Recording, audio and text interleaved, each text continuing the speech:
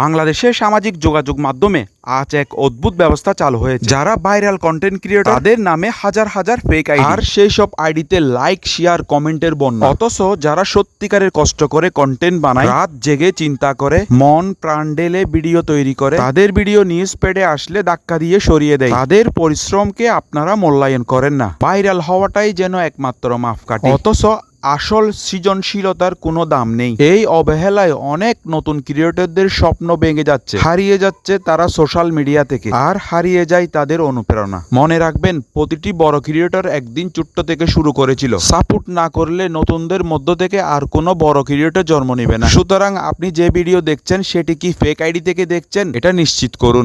Viral fake আইডিদের video না দেখে নতুন কন্টেন্ট ক্রিয়েটরদের ভিডিওতে একটু লাইক কমেন্ট শেয়ার করবেন। তাদের স্বপ্নকে একটু মূল্যায়ন করুন এবং তাদেরকে একটু ভালোবাসা দিন।